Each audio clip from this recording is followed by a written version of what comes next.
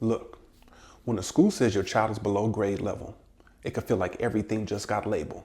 But here's the truth. Just because your child is below grade level does not mean they have a disability. And this is where a lot of anxiety and confusion come in. Because being below grade level can sound serious, but it's really a performance description, not a diagnosis. So let's take a look at some numbers so you can see what I'm saying. Okay, so the first thing I want to show you is a map of who is given the PISA. The PISA stands for the Program for International Student Assessment. So this assessment is given to 15-year-olds throughout the world, and that information is used to rank countries based on math, reading, and science scores. And what you can see here is that not everybody is represented. First of all, you see that almost all of the African continent is excluded from this particular assessment. Large parts of Western Asia are also excluded. And then we look at South America. A number of countries as well as a number of islands are excluded as well. So what this tells you is that not everyone is even ranked according to the PISA. So when you're looking at who's above or below average, you're only looking at mainly Western countries. And that could tell you a lot because the diversity that exists in Africa, Western Asia, and South America could lend itself to much greater or much lower scores. The problem is we don't know. So that's the first element that we need to look at.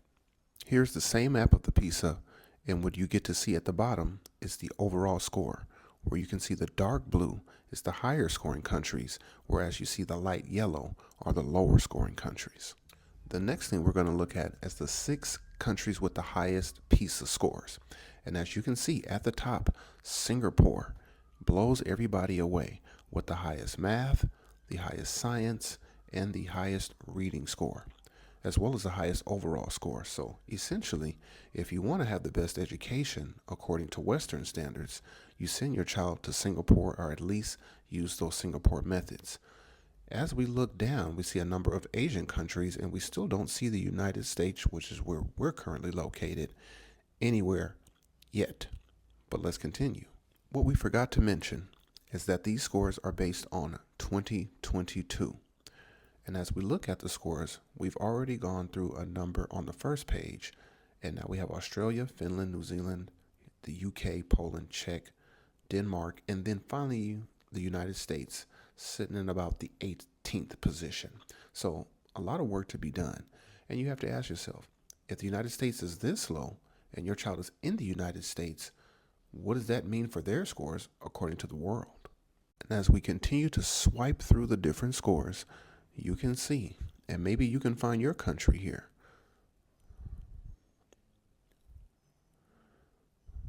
But what we finally want to get to is the average score that you can see here at the bottom.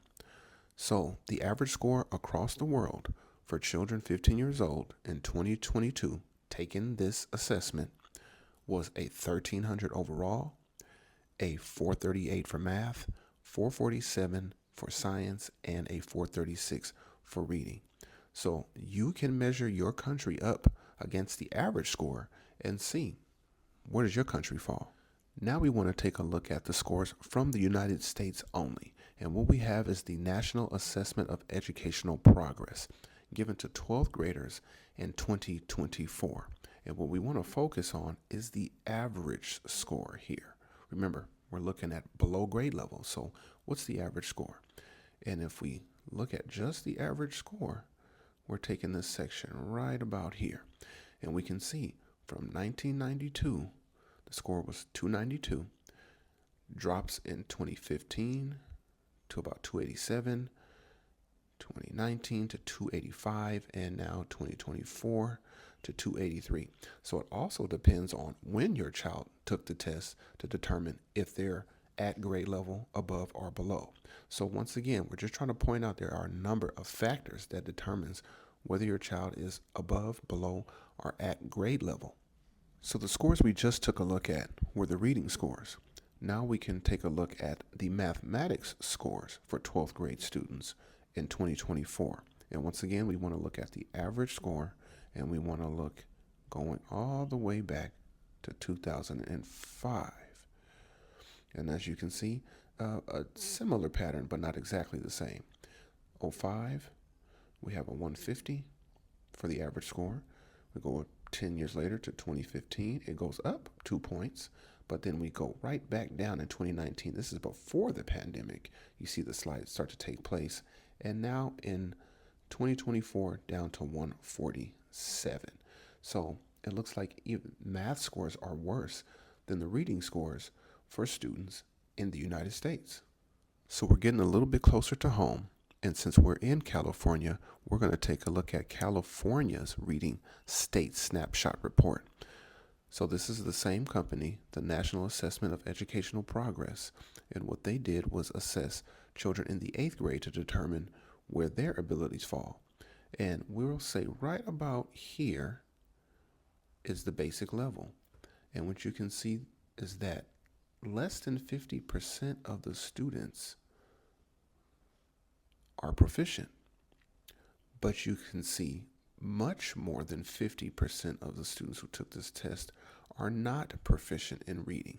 So for example, if we look at 2024, we look at 37 plus 35, which would be 72. 72% of the students are not at a basic level, or should I say are at basic and below. Whereas 24 plus 4, only 28% of the students are proficient or above. Now, where does your child measure up to that? And last but not least, we want to take a look at the mathematic performance of the students in California in the 8th grade. And what we can see is that they performed much worse than they did in reading. So once again, if we look at the average scores and we look at what is basic and below, we can see in 2024 here that we have 46 plus 29. And if we add that together, that's something like 85% of the students are basic and below in mathematic abilities in the 8th grade, where you have 17 plus 9, which is roughly 26% of the students are proficient or above in mathematics. So with all that being said, you really have to ask yourself, if most children are not proficient and the school is telling me that my child is below grade level, what does that really mean? So after taking a look at all that information, we have 3 big reasons why your child may not be performing on grade level. Number 1, there's a skill deficit. They simply do not have the skill. And the most common reason, they miss that day of school. Children are missing more days of school, and that is impacting their ability to gain the skills necessary to perform proficiently. So they don't have the skill. Let's just say, for example, long division. They weren't exposed to it. They don't have the skill. They simply cannot do it. It doesn't matter how many times you give it to them or explain it to them. They don't have that skill yet. So that's the most common problem, and that's the easiest to fix because we can just get them the help there and the teaching that they need. Number 2 is a performance issue. They can do the skill occasionally, but they cannot do it consistently. I typically say if they can't do it 8 to 9 times out of 10, then they don't have the performance skill yet. That could be due to a lot of reasons: behavioral issues, attention issues, or maybe they just take a little bit longer to learn the concept. But once again, that's an easy fix. More practice, more targeted intervention.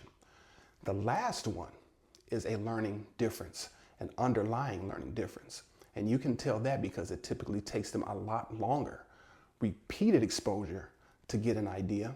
You see the same pattern across subjects, and you see the same pattern across time. Once you see those, that's where an evaluation can become key, because that can expose and let you know exactly where those gaps are, and if it's common or if it's not common to be that far below grade level. So instead of asking, does my child have a disability? What you should be asking instead is, why are they below grade level? So here's an important distinction. Most children who have disabilities may be below grade level, but not all children who are below grade level have disabilities. So what the school is actually saying when they say that your child is below grade level is that their test scores may not be up to par with their grade level standards.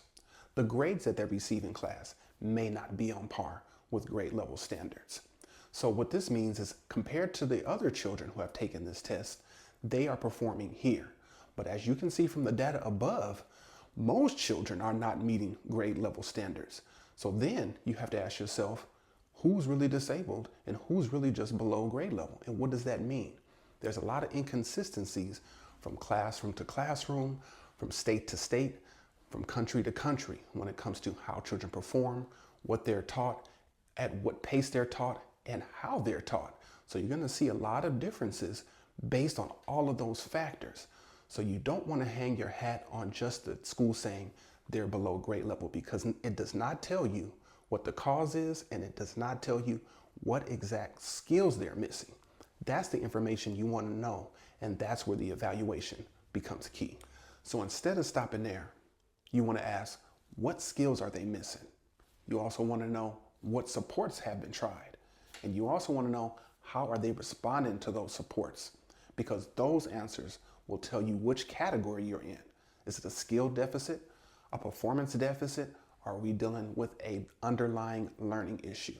If it's a skill gap, that's an easy fix. We can just go in and do targeted teaching and see, can we teach the direct skill that they're missing? Problem solved. Number two, if it's a performance issue, can we remove the barriers to performance, such as memory, attention, behavior problems? By removing those barriers, are they able to perform more consistently? Can we get that 8 to 9 times out of 10 that we're looking for? And if we can, once again, problem solved.